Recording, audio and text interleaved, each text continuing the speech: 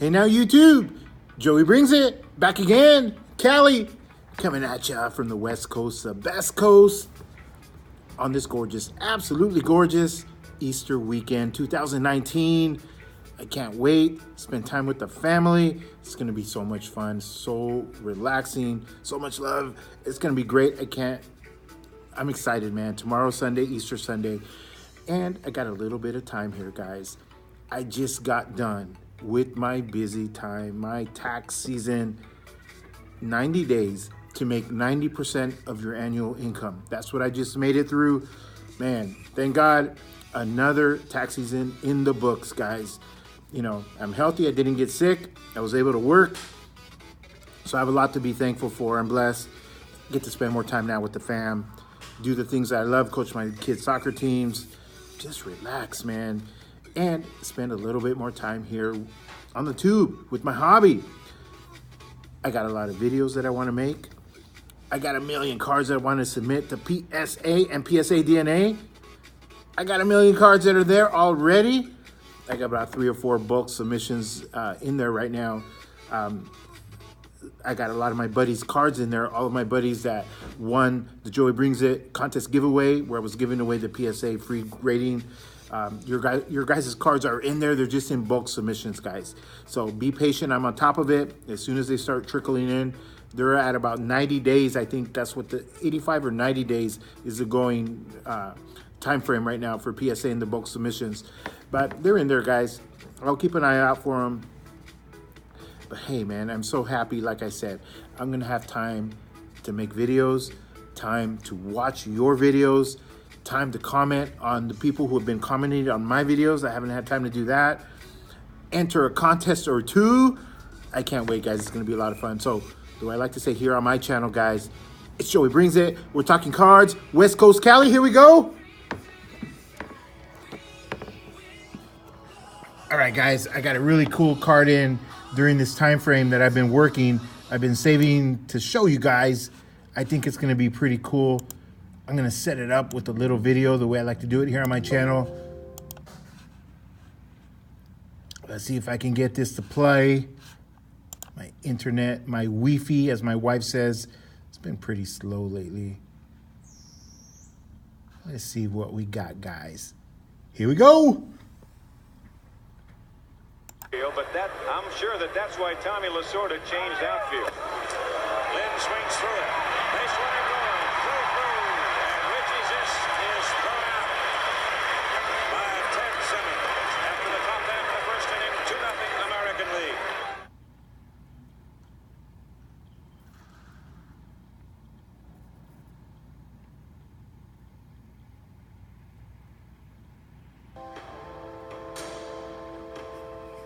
I first heard about Ted Simmons in 1969. I knew he existed, and the way I knew that he existed is, as you know, baseball can be a very, very cruel sport. Younger players in the minor leagues are coming up to perhaps take your job, and all of those articles were pinned on my locker. Any good article about Ted Simmons in the minor leagues, and Ted was hitting about 380, I think, in AAA ball.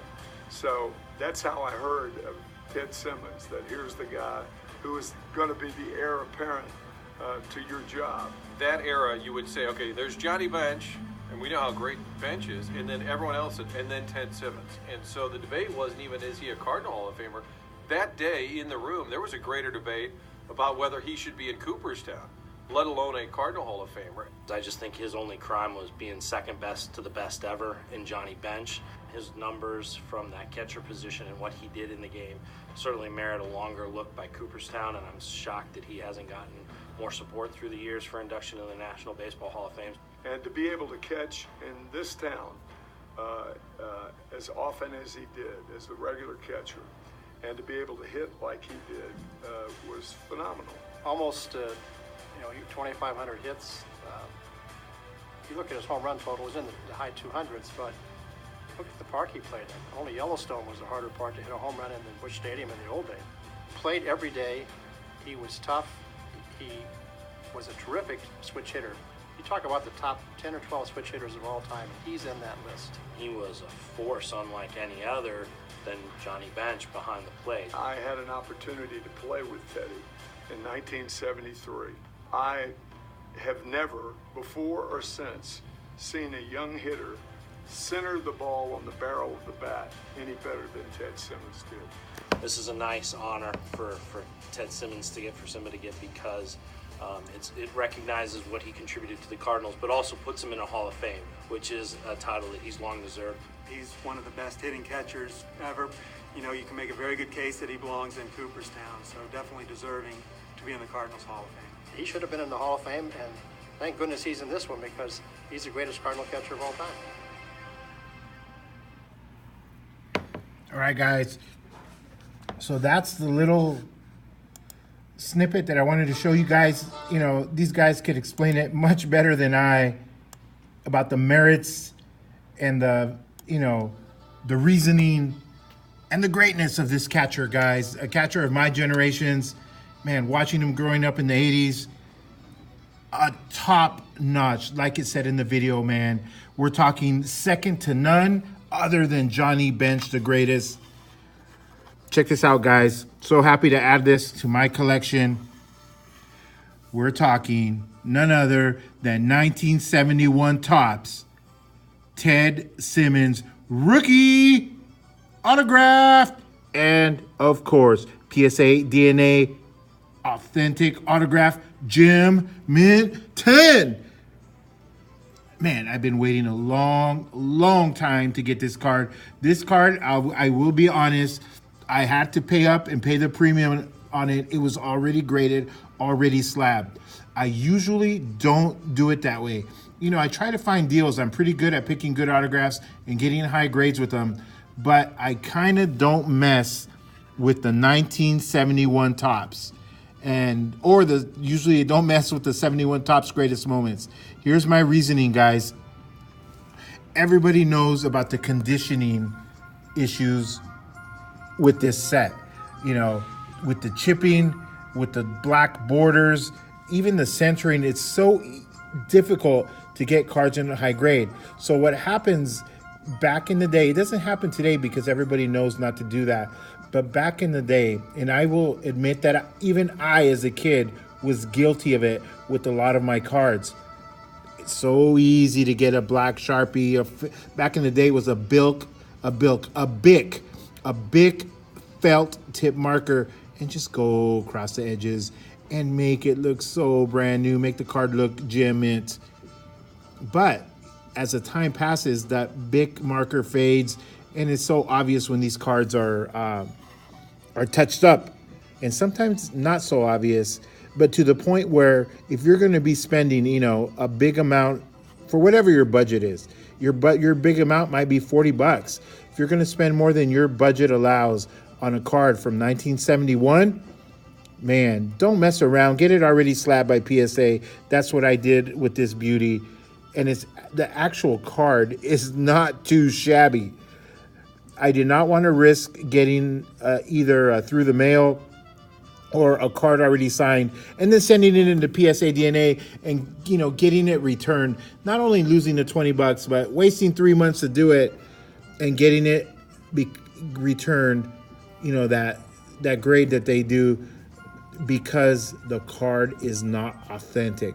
Remember, PSA red flip lighthouse holder, the card has to be authentic before they even look at the autograph. If the card is trimmed, touched up, whatever it may be, where it's deemed not authentic, hey, they're not even going to look at the auto grades. They'll just send it back. But this one was already graded, guys. Gem mint, beautiful card, great player, man. I love the pose. It's a rookie, man. Part of this little collection that I'm going to be doing. I'm going to be doing a few videos on it. This will be video number 1. It's going to be the Hall of Very Good.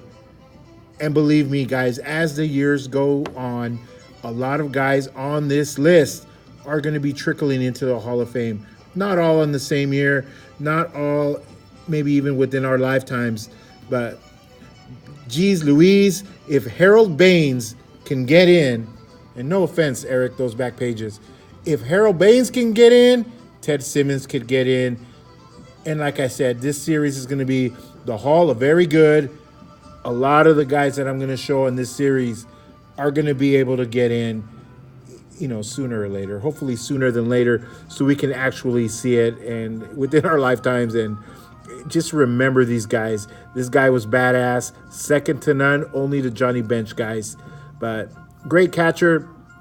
The time frame that I grew up in, the late 70s, in the 80s, this guy was it, man.